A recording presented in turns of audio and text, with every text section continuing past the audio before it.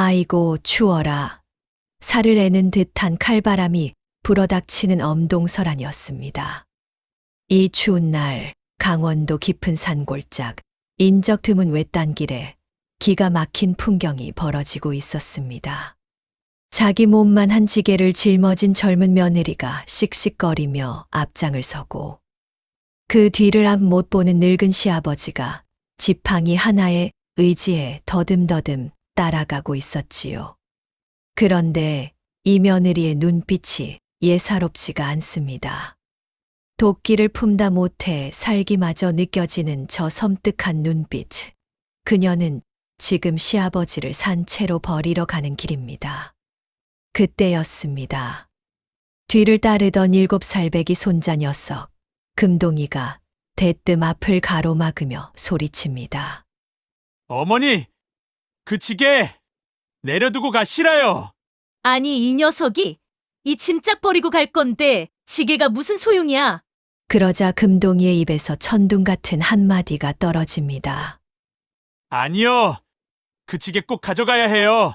나중에 어머니 늙고 힘없어지면 제가 이 지게에 어머니 지고 와서 버려야 하니 잃어버리지 않게 잘 챙겨둬야지요.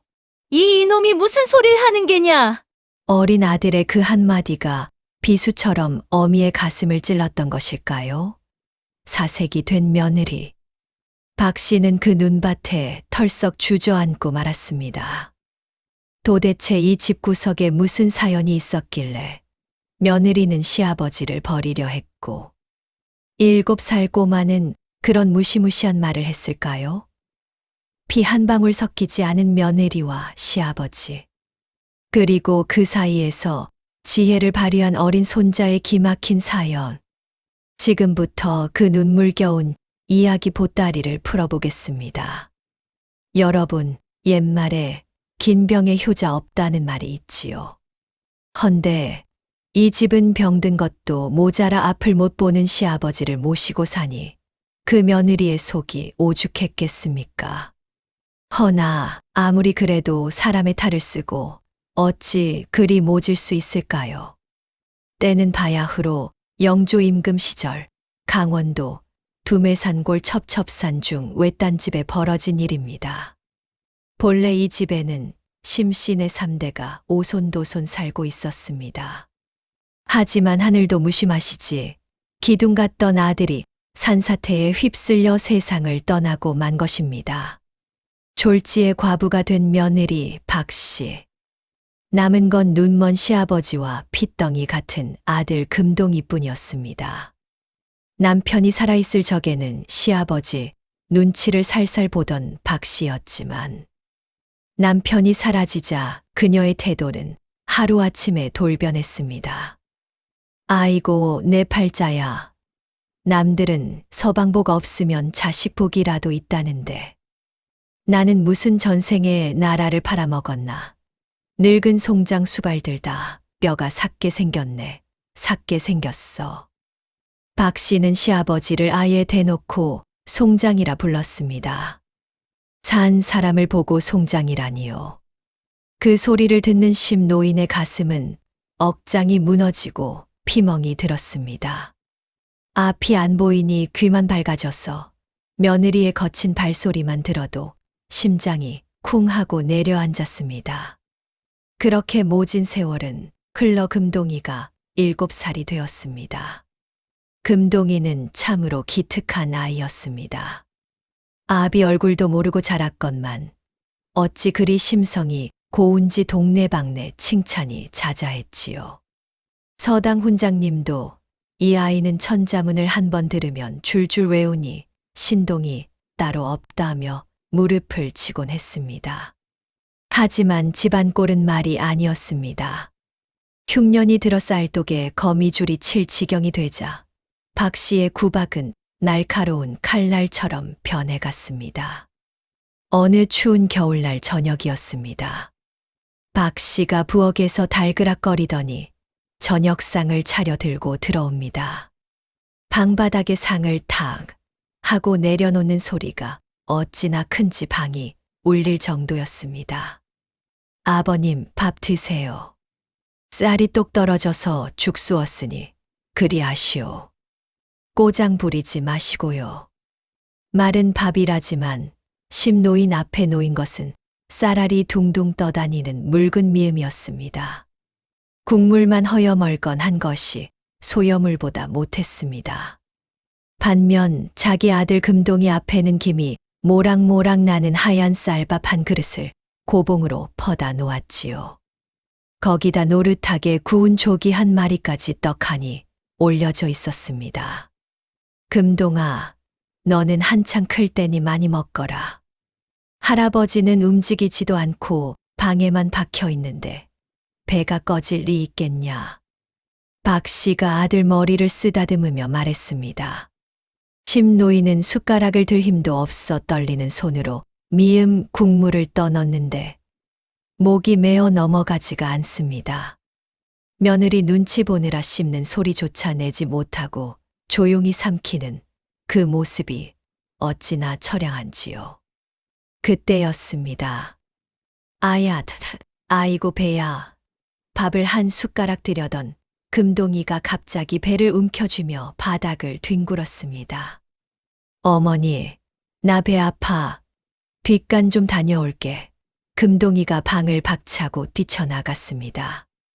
아니, 밥 먹다 말고 어딜 가. 쯔쯔, 식기 전에 얼른 갔다 오너라.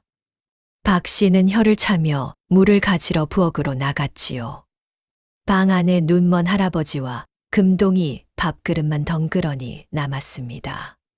잠시 후 밖에서 동정을 살피던 금동이가 살금살금 방으로 들어왔습니다. 그러고는 잽싸게 자기의 윤기 흐르는 쌀밥 그릇과 할아버지의 묽은 미음 그릇을 맞바꿔 놓는 게 아니겠습니까? 조기 구이도 할아버지 쪽으로 쓱 밀어놓습니다. 할아버지, 할아버지. 빨리 이 밥 드세요. 제 거랑 바꿨어요. 금동이가 할아버지 귀에 대고 다급하게 속삭였습니다. 아니, 금동아. 이게 무슨 짓이냐.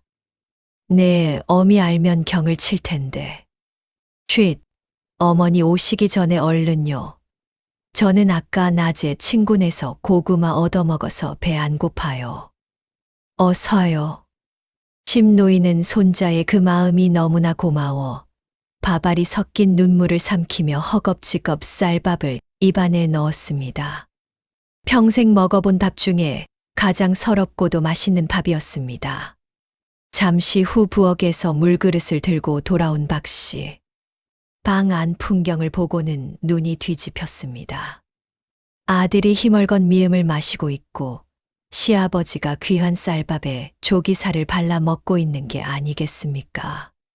아니, 아버님, 노망이 나셨습니까? 어떻게 어린 손자 밥을 뺏어 드세요? 이 귀한 걸.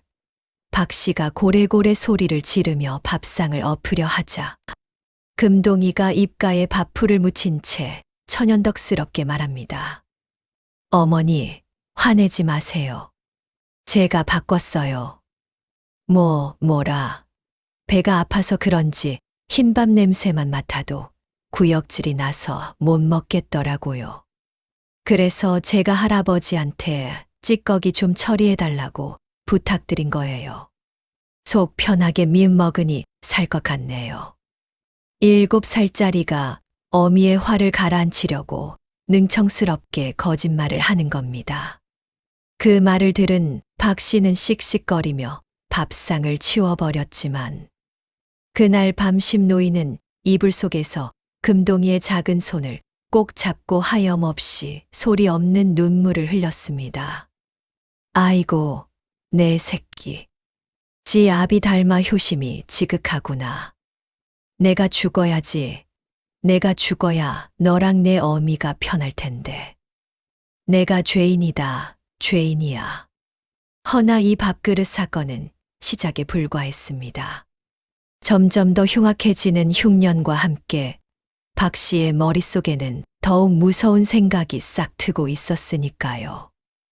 보릿고개가 깊어가고 엄동설안의 추위가 뼛속까지 파고들던 어느 날이었습니다. 박 씨의 눈에는 이제 시아버지가 사람이 아니라 쌀축내는 귀찮은 짐짝으로만 보이기 시작했습니다. 하루는 쌀독을 벅벅 긁어보았지만 쌀 한 톨 나오지 않고 빈독 울리는 소리만 요란했습니다. 그 소리에 박 씨의 눈빛이 매섭게 번뜩였습니다. 이대로 가다간 우리 금동이까지 굶어 죽겠다. 입 하나를 줄여야 해. 줄여야지. 박 씨는 마침내 무서운 결심을 하고 안방 문을 벌컥 열었습니다. 방 아랫목에는 심노인이 냉골 바닥에 웅크리고 앉아 추위를 견디고 있었지요. 아버님 주무십니까? 평소 같으면 꽥꽥 소리를 질렀을 며느리가 웬일인지 꿀 바른 목소리로 상냥하게 말을 건넵니다. 심노인은 깜짝 놀라 몸을 일으켰습니다. 아니, 아가야. 무슨 일이냐? 아버님, 기쁜 소식이 있어요.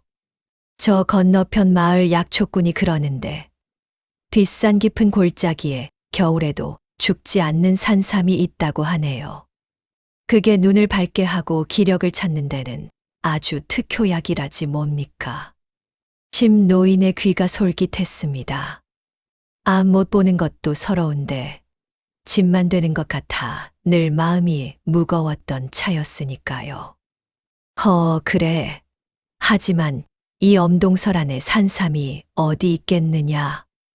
눈이 이렇게 많이 왔는데. 아이고, 그러니까 귀한 거지요. 남들이 다 캐가기 전에 우리가 먼저 가서 캐와야죠.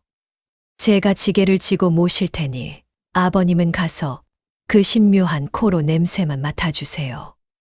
아버님 개코 아닙니까? 사실 심노인은 눈이 먼 대신 후각이 아주 예민했습니다. 며느리는 그 점을 이용해 노인을 꿰어낸 것입니다. 그래. 내가 밥값이라도 할 수 있다면 가야지. 가고 말고. 심노인은 며느리의 속내도 모르고 그저 자식들 배불리 먹일 수 있다는 생각에 주섬주섬 낡은 두루마기를 걸쳤습니다. 집신을 싣는 노인의 손이 덜덜 떨렸지만 얼굴에는 오랜만에 희미한 희망이 서려 있었습니다. 이때 마당에서 놀던 7살 금동이가 이 광경을 보게 되었습니다.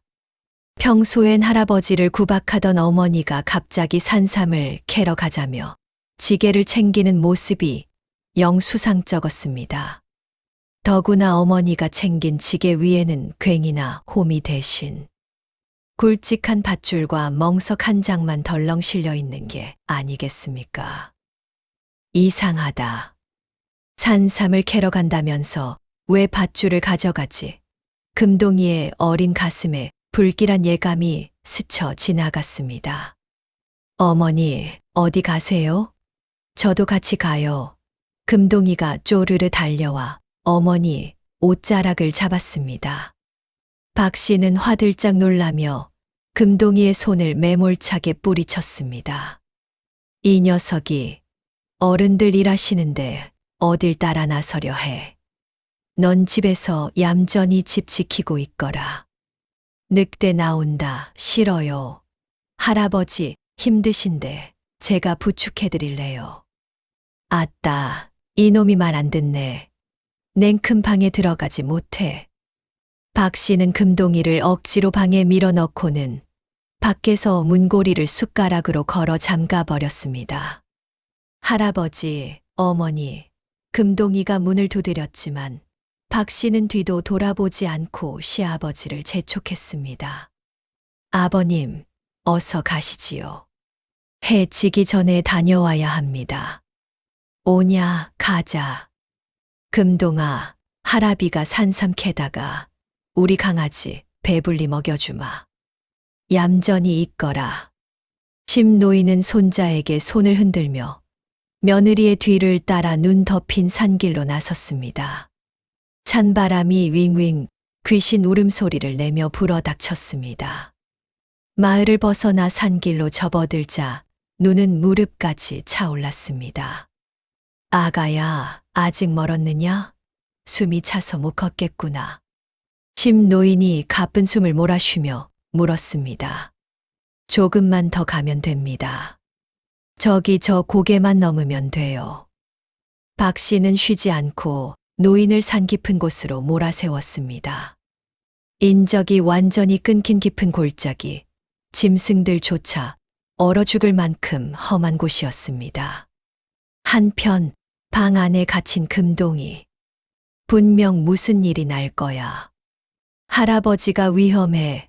금동이는 문틈으로 손을 내밀어 숟가락을 빼내려 애썼지만 7살 꼬마의 힘으로는 역부족이었습니다. 그때 금동이의 눈에 부엌으로 통하는 작은 쪽문이 보였습니다. 개들이나 드나드는 작은 구멍이었지만 몸집이 작은 금동이라면 빠져나갈 수 있을 것 같았습니다. 금동이는 흙바닥을 기어 쪽문을 통해 마당으로 탈출했습니다. 밖으로 나온 금동이는 눈 위에 찍힌 두 사람의 발자국을 발견했습니다. 할아버지를 찾아야 해. 금동이는 집신도 제대로 신지 못한 채 맨발에 가까운 상태로 눈길을 달리기 시작했습니다. 하지만 눈보라가 너무 심해 발자국이 금세 지워지고 있었습니다. 그때 금동이의 머릿속에 기가 막힌 생각이 떠올랐습니다. 금동이는 입고 있던 낡은 저고리의 옷고름을 이로 물어뜯었습니다. 하얀 천 조각을 찢어 나뭇가지에 묶었습니다. 이렇게 하면 돌아올 때 길을 잃지 않겠지. 7살 아이는 헨젤과 그레텔처럼 혹시나 모를 상황에 대비해 자신의 옷을 찢어 길을 표시하며 할아버지를 쫓아가기 시작했습니다. 산 중터 칼바람은 점점 거세지고 날은 어둑어둑해지는데 과연 금동이는 무사히 할아버지를 따라잡을 수 있을까요? 산새는 갈수록 험해지고 눈발은 앞이 보이지 않을 정도로 거세졌습니다. 박 씨는 쉬지 않고 심노인을 재촉하여 기어이 사람 발길이 닿지 않는 산 꼭대기 깊은 골짜기까지 올라갔습니다. 이곳은 마을 사람들도 호랑이가 나온다 하여 얼씬도 하지 않는 그야말로 저승 문턱과도 같은 곳이었습니다. 아가야, 아직도 멀었느냐?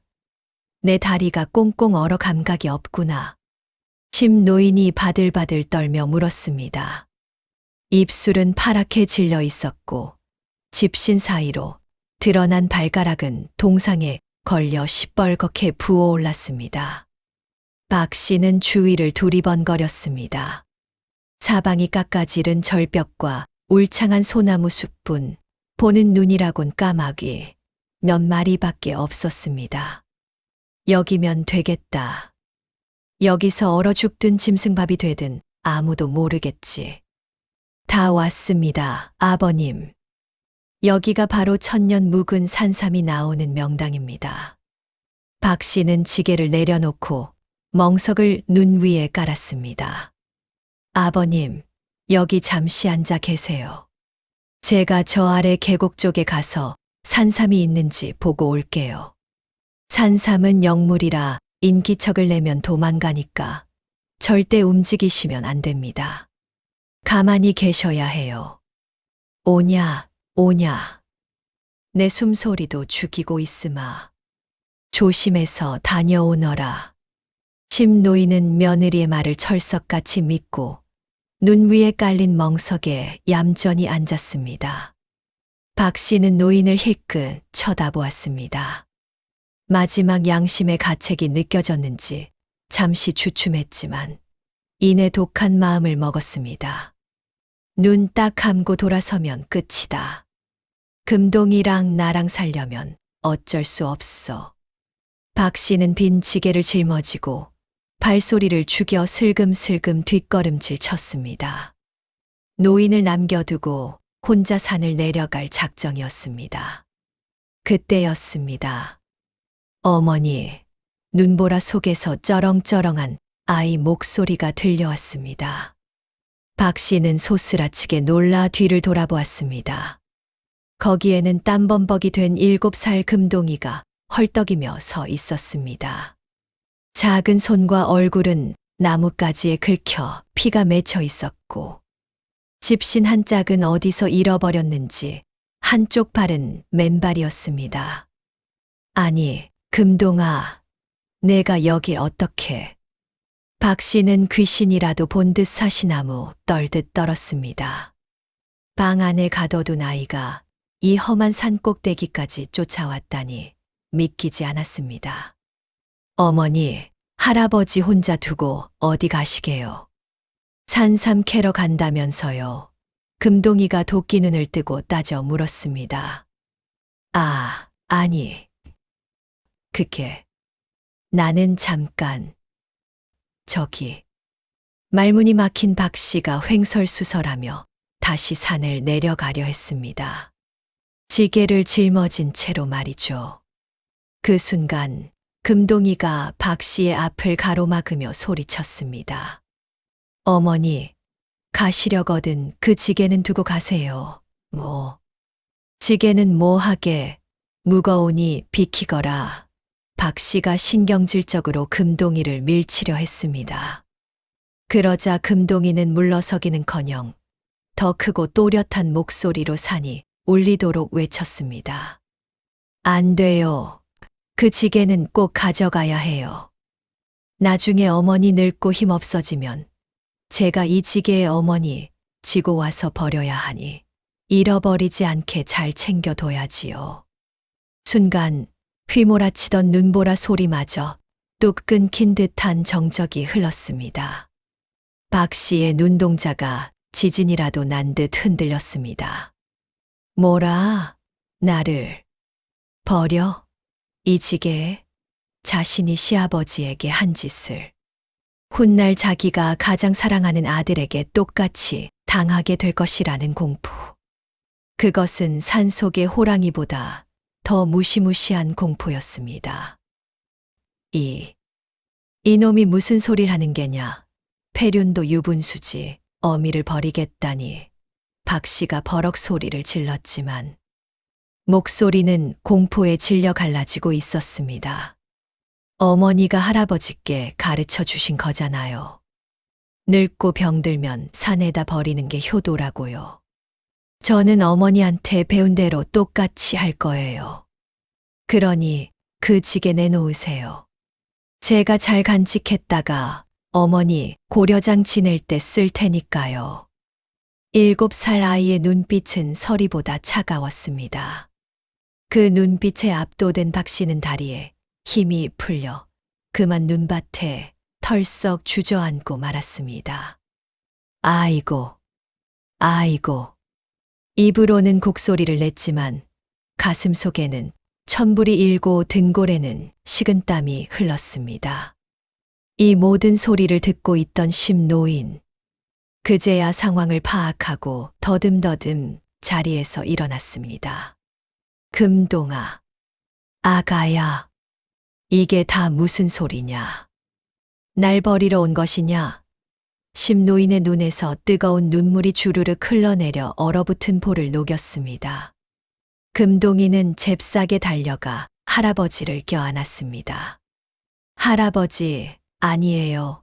어머니가 잠시 길을 헷갈리신 거예요. 이제 집에 가요.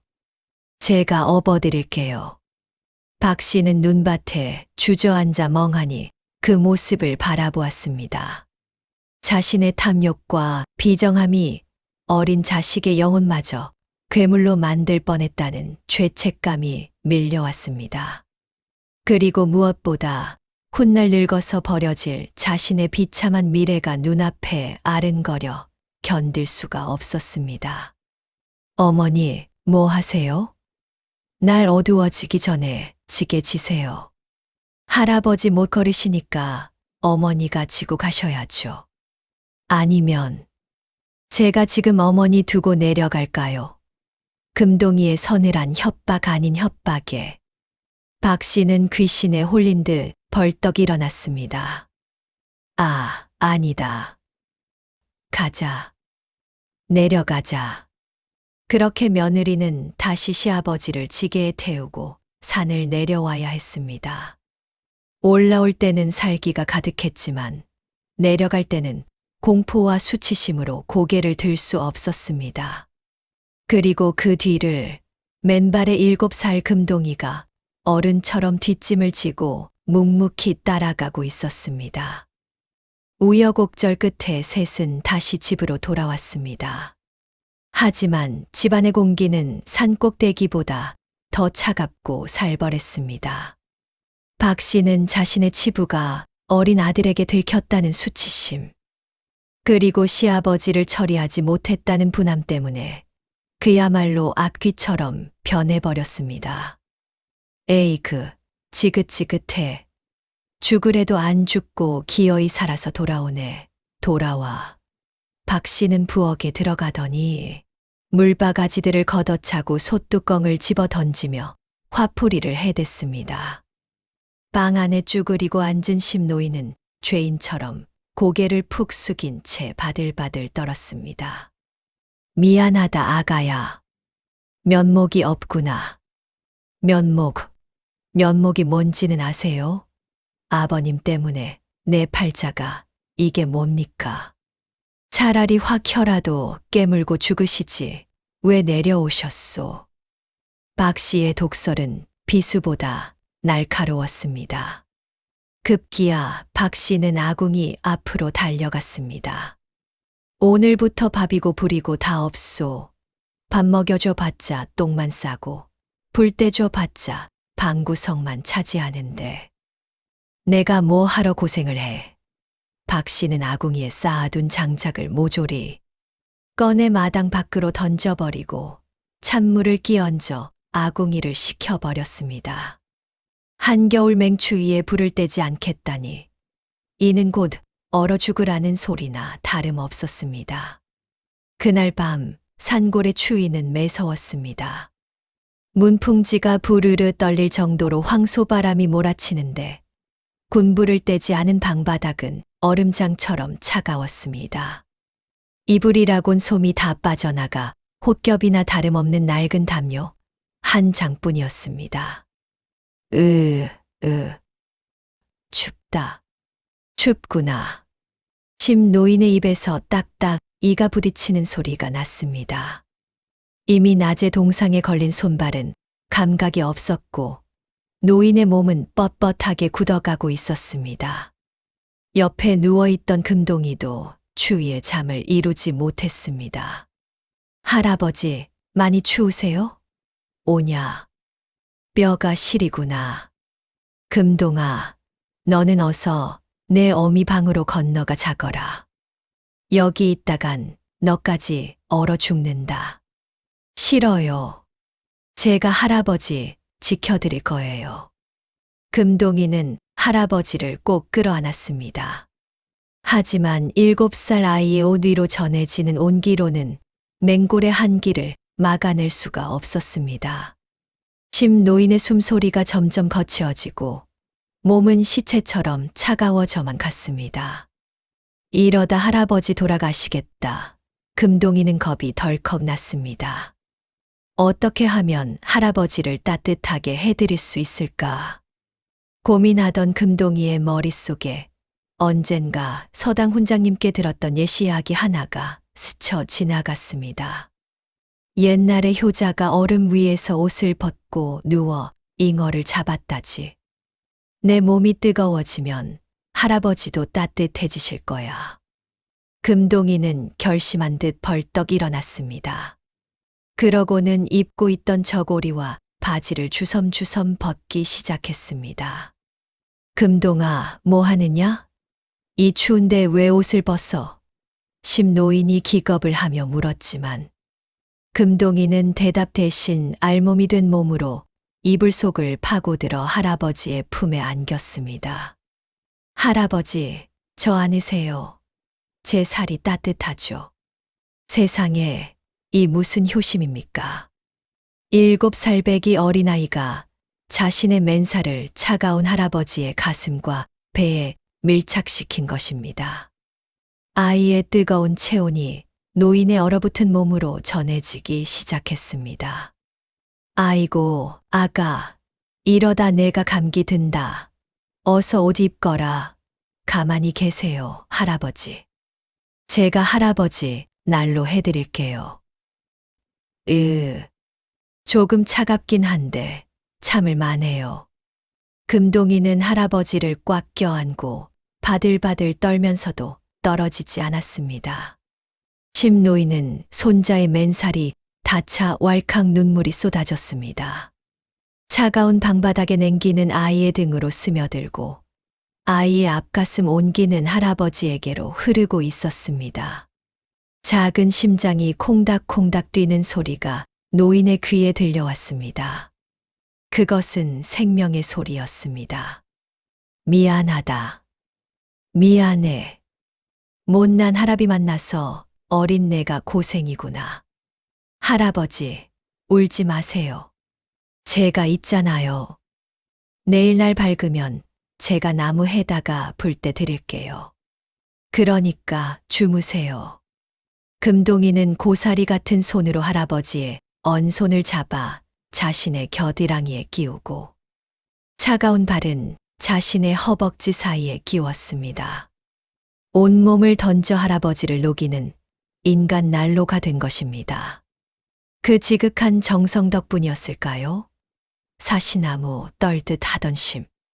노인의 몸 떨림이 잦아들고 노인의 얼굴에 조금씩 혈색이 돌아왔습니다. 다음 날 아침 해가 중천에 떴지만 건너방 문은 열리지 않았습니다. 박 씨는 내심 걱정도 되고 궁금하기도 하여 문구멍으로 방 안을 들여다보았습니다. 설마 밤새 얼어 죽은 건 아니겠지. 시체 치우는 것도 일인데. 그런데 문구멍으로 보인 광경에 박 씨는 그만 입을 다물지 못했습니다. 낡은 이불 밖으로 삐져나온 금동이의 맨 어깨와 등. 그리고 그 품에 안겨 세상 모르고 곤히 잠든 시아버지의 평온한 얼굴. 아이의 등은 추위에 파랗게 질려 있었지만 할아버지를 안고 있는 자세는 마치 어미가 자식을 품듯 견고했습니다. 박 씨는 순간 가슴 한구석이 찡해옴을 느꼈습니다. 독한 것. 지 아비를 쏙 빼닮아서는 저리도 할아비가 좋을까. 자신은 버리려 했던 노인을 어린 아들은 알몸으로 살려낸 것입니다. 박 씨는 묘한 패배감과 알 수 없는 부끄러움에 황급히 부엌으로 도망쳤습니다. 하지만 그녀의 악행은 여기서 멈추지 않았습니다. 교심 깊은 아들을 보며 감동하기는커녕 오히려 질투심에 불타올랐으니까요. 그래봤자 며칠이나 버티나 보자. 밥줄을 끊어놓으면 잿간 놈들이 별 수 있겠어. 발 없는 말이 1000리를 간다고 했습니다. 7살배기 꼬마가 자신의 몸을 태워 얼어 죽어가던 눈먼 할아버지를 살렸다는 소문은 꼬리에 꼬리를 물고 산을 넘고 물을 건너 저 멀리 한양 도성까지 퍼져나갔습니다. 허허, 그 산골의 하늘이 내린 효자가 낫다지. 7살이라던가 어른도 못할 일을 해냈다더군. 때마침 나라님으로부터 암행을 명받고 전국을 떠돌던 박어사가 이 소문을 듣게 되었습니다. 박어사는 겉보기엔 남루한 옷을 걸친 영락 없는 거지꼴이었으나 속에는 서리빨 같은 기계와 백성을 살피는 따뜻한 눈을 가진 인물이었습니다. 네, 그 아이를 직접 한번 보아야겠다. 소문이 사실이라면 상을 내릴 것이요. 거짓이라면 꾸짖으리라. 어느 눈 내리는 오후 박어사는 지팡이 하나에 의지해 금동인의 집 살인문 앞에 당도했습니다. 계시오. 지나가는 과객인데 날은 춥고 배는 고파 걸음이 떨어지질 않소. 식은 밥 한 덩이만 적선해 주시오. 안방에서 군고구마를 까먹으며 배를 두드리던 박씨. 대문 밖에서 들리는 거지의 목소리에 미간을 잔뜩 찌푸리며 문을 열고 나왔습니다. 아니, 이게 무슨 재수 없는 소리야. 남의 집 대문 앞에서 밥 타령이라니. 박 씨는 거지꼴을 한 박어사를 위아래로 훑어보았습니다.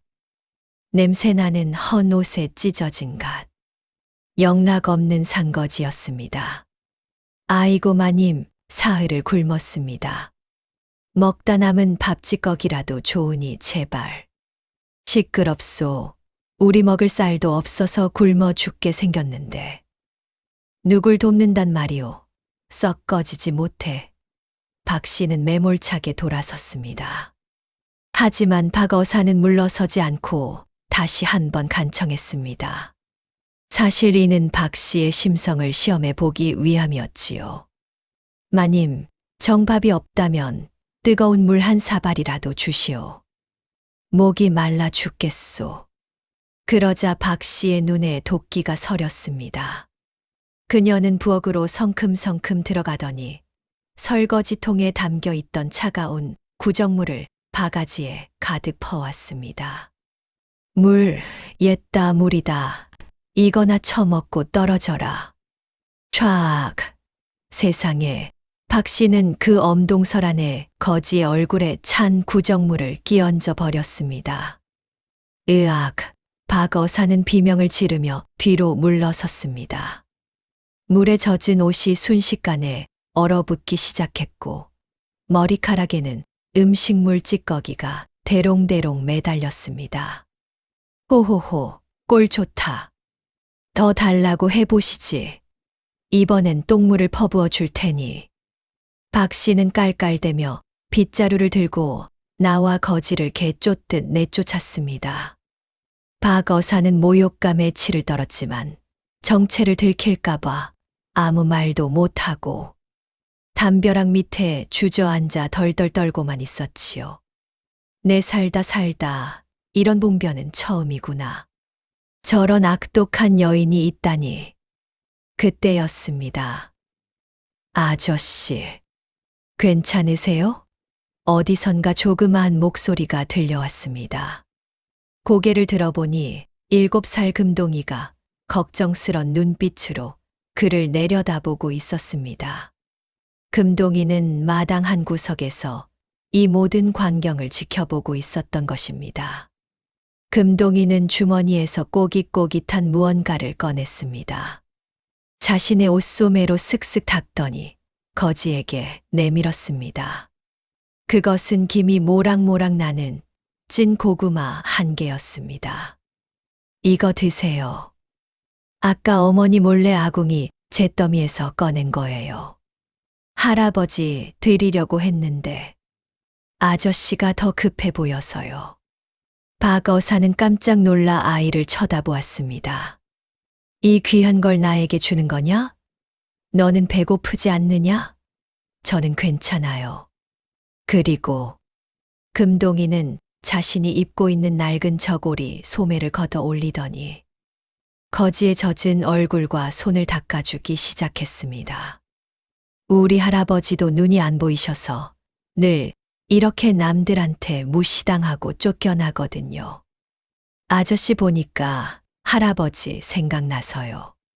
좋으시죠?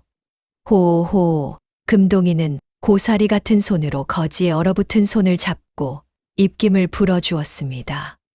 순간 박 어사의 가슴 속에서 뜨거운 무언가가 울컥 치솟았습니다. 천하를 호령하는 어사가 고작 7살 난 아이의 입김에 얼었던 마음이 녹아내리는 것을 느꼈습니다. 아, 소문이 헛된 것이 아니었구나.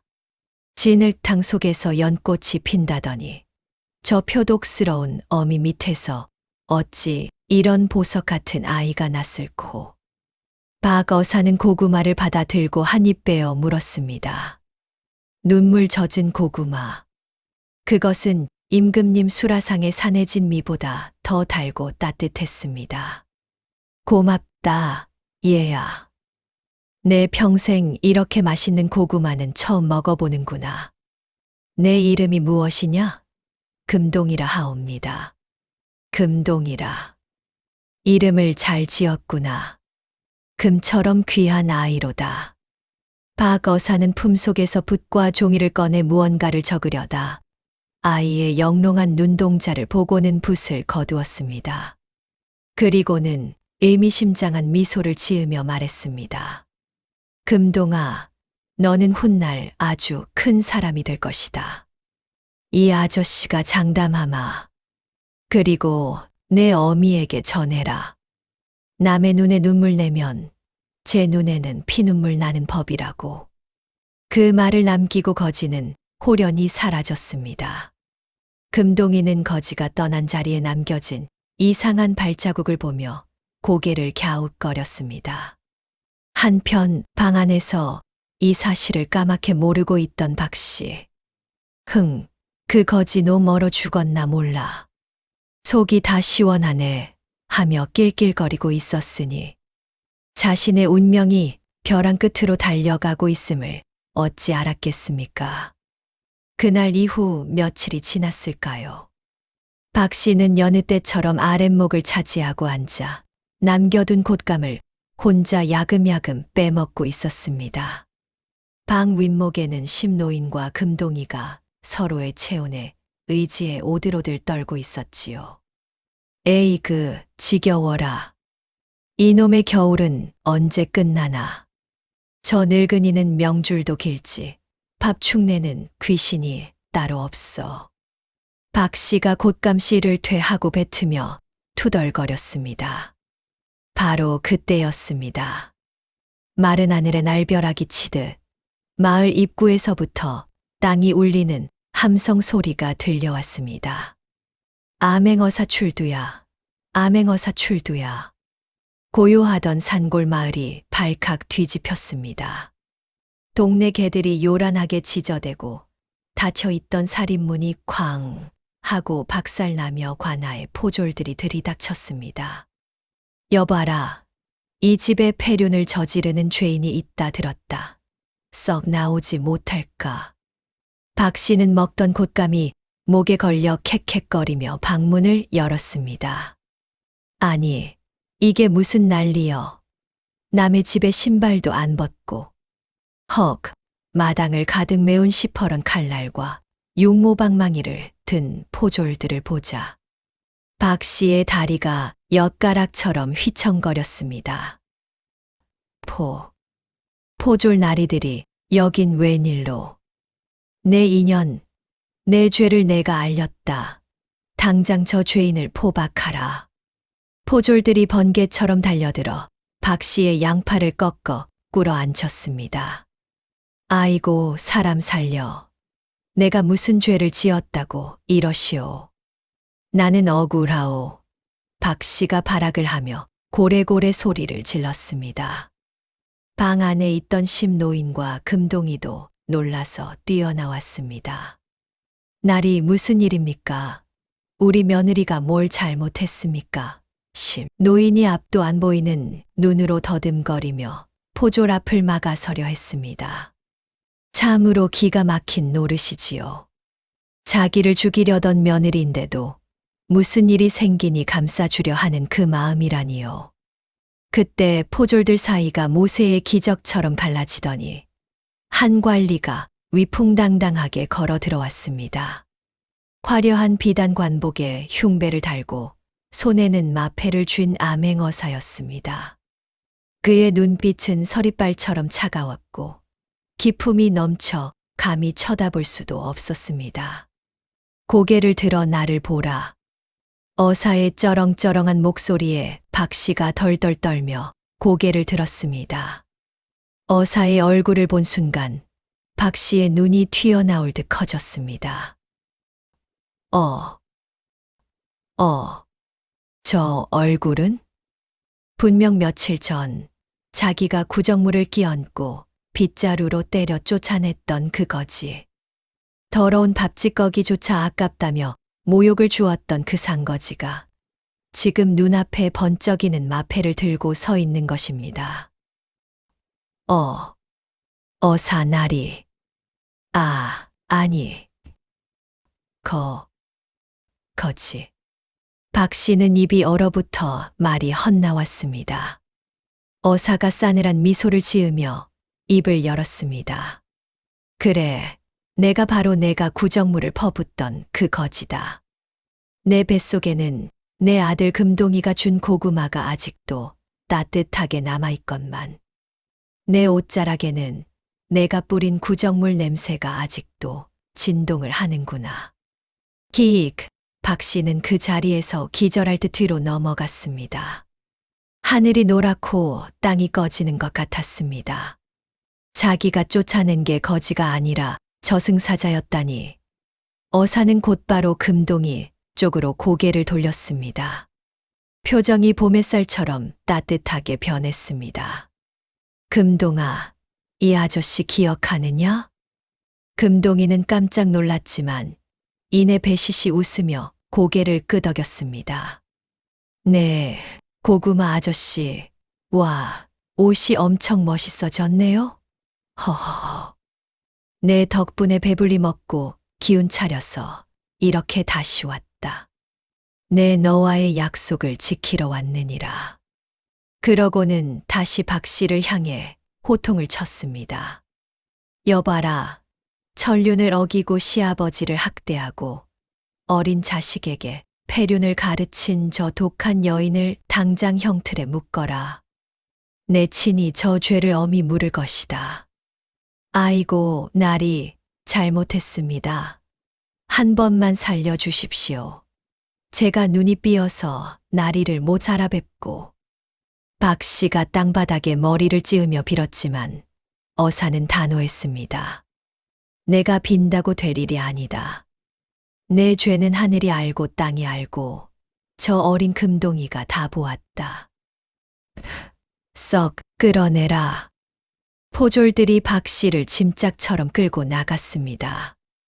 동네 사람들이 담 너머로 이 광경을 보며 손가락질을 하고 혀를 찼습니다. 저런 천벌을 받을 년 꼴 좋다. 효자 아들 둔 덕에 저 집안이 살았네, 살았어. 집 마당에는 통쾌한 정의의 바람이 불어왔습니다. 하지만 끌려가는 어미를 보는 금동이의 눈에는 복잡한 슬픔이 서려 있었습니다. 과연 이 재판은 어떻게 끝이 날까요?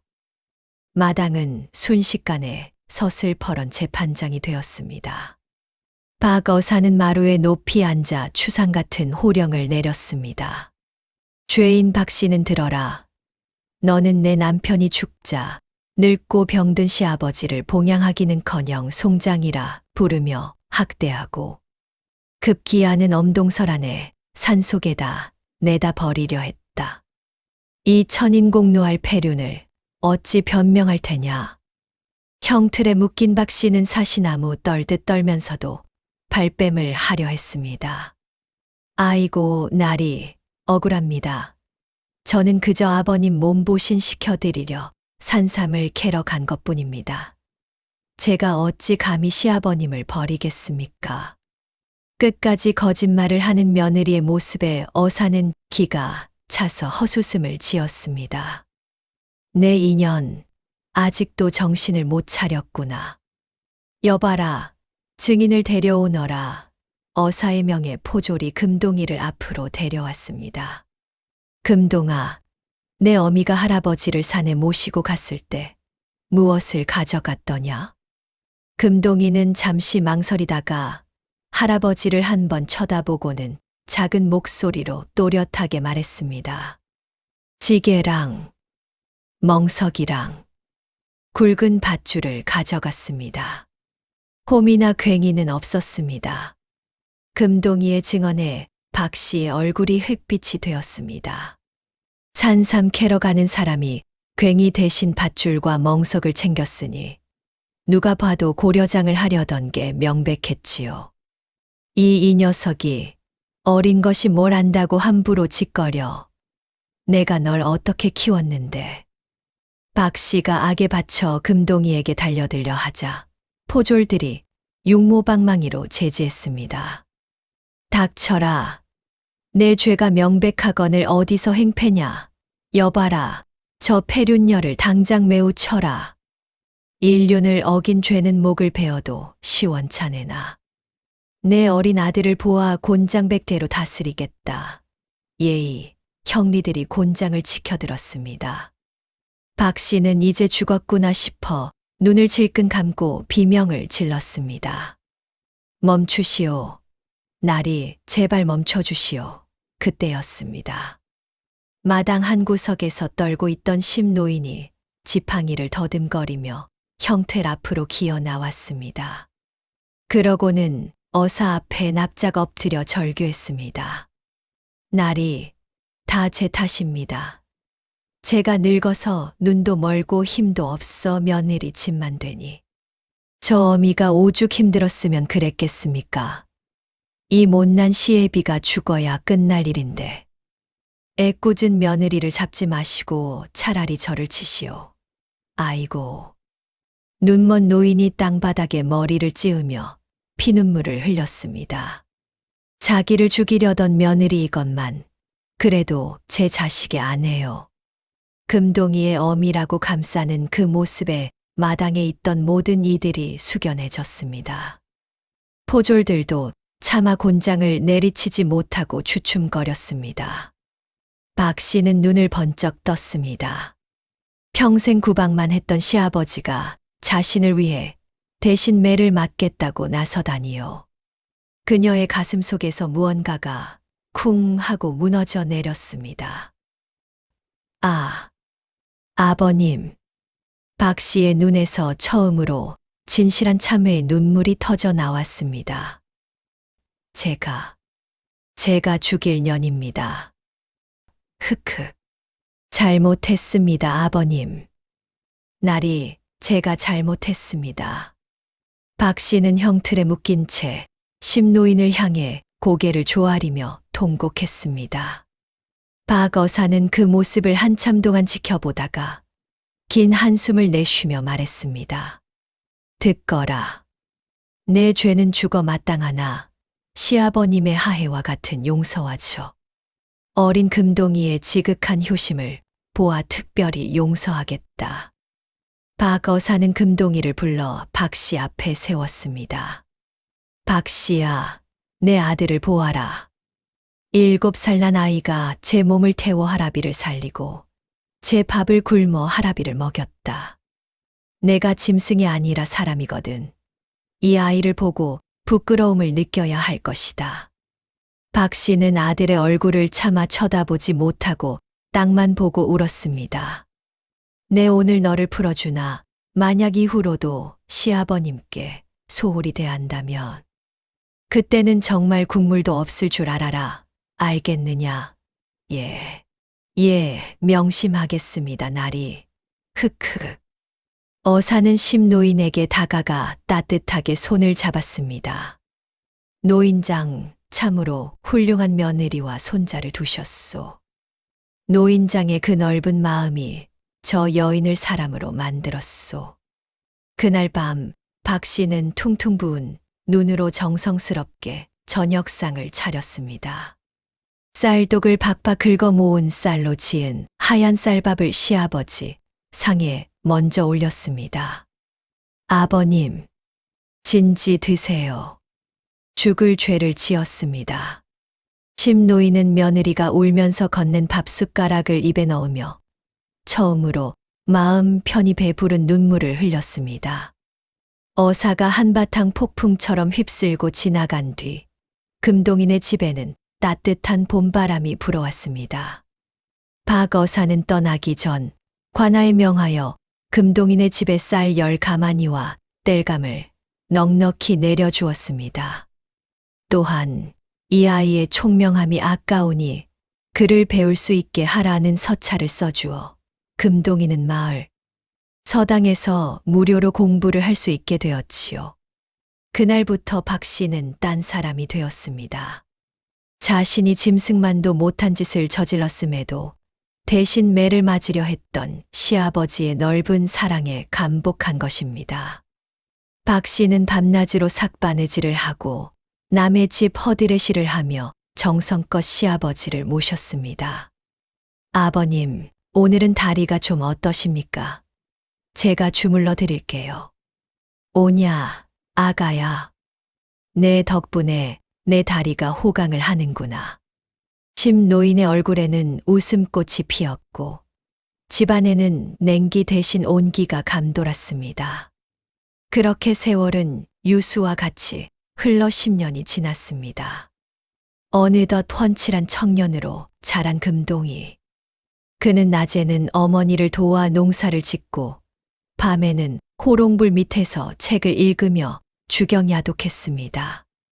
그의 학식은 이미 고을 훈장님을 넘어선 지 오래였지요. 마침내 나라에서 인재를 뽑는 과거 시험이 열린다는 방이 붙었습니다. 할아버지, 어머니, 제가 한양 가서 과거를 보고 오겠습니다. 그래, 금동아. 너는 하늘이 내 나이니 분명 급제할 것이다. 조심히 다녀오거라. 금동이가 한양으로 떠나고 몇 달 뒤, 마을 어귀에서 둥둥둥 북소리와 함께 꽹과리 소리가 요란하게 울려 퍼졌습니다. 암행어사 출두가 아니라 장원급제요. 금동이가 장원급제를 했소. 마을 사람들이 모두 뛰어나와 구경을 하는데 저 멀리서 화려한 관복을 입고 머리에 어사화를 꽂은 청년이 백마를 타고 위풍당당하게 들어오고 있었습니다. 바로 금동이었습니다. 임금님이 친히 내린 합격증을 들고 금이 환영한 것입니다. 아이고, 우리 금동이 장하다. 개천에서 용이 났어. 동네방네 잔치가 벌어졌습니다. 금동이는 대문 앞에 도착하자마자 말에서 뛰어내려 마당으로 한다름에 달려갔습니다. 마루에는 백발이 성성한 심노인과 이제는 주름이 자글자글한 박씨가 서로의 손을 잡고 서 있었습니다. 할아버지, 어머니, 소자 장원급제하여 돌아왔습니다. 금동이는 마당 흙바닥에 넙죽 큰 절을 올렸습니다. 오, 내 새끼, 내 강아지. 심노인은 더듬거리는 손으로 손자의 얼굴을 만졌습니다. 이게 관복이냐? 이것이 어사화란 말이냐? 아이고, 장하다. 내 눈이 멀어 내 훤한 모습을 못 보는 것이 한이로구나. 노인의 눈에서 기쁨의 눈물이 하염없이 흘러내렸습니다. 그때 옆에 서 있던 박씨가 주춤주춤 뒤로 물러섰습니다. 아들은 정승판서가 될 귀한 몸이 되었는데 죄인인 자신이 그 앞에 서기가 부끄러웠던 탓입니다. 나는 부엌에 가서 국이라도 끓여오마. 박씨가 도망치듯 부엌으로 가려 하자 금동이가 벌떡 일어나 어머니의 거친 손을 덥석 잡았습니다. 어머니, 어딜 가십니까? 어머니가 계셨기에 제가 있습니다. 지난 10년 할아버지를 지극정성으로 모셔주신 그 은혜 소자가 어찌 모르겠습니까? 금동아. 흑흑. 이 못난 어미를 용서해다오. 박씨는 아들의 품에 안겨 엉엉 울음을 터뜨렸습니다. 지난날의 과오와 회한 그리고 아들에 대한 고마움이 뒤섞인 눈물이었습니다. 그날 밤 금동이네 집 마당에는 동네 잔치가 벌어졌습니다. 돼지를 잡고 막걸리를 돌리며 풍악이 울렸지요. 상석에 앉은 심노인은 덩실덩실 춤을 추며 말했습니다. 얼씨구 좋다. 내 눈은 멀었으나 자식 농사는 풍년이로다. 며느리 효부되었고 손자 정승되었으니 이보다 더 좋을 소냐? 그렇습니다. 7살 꼬마의 지혜가 죽어가는 할아버지를 살렸고 폐륜을 저지르던 어미를 효부로 만들었으며 마침내 집안을 일으켜 세운 것입니다. 여러분, 효는 백행의 근본이라 했습니다. 부모에게 효도하면 자다가도 떡이 생긴다는 옛말, 그저 흘려듣지 마십시오.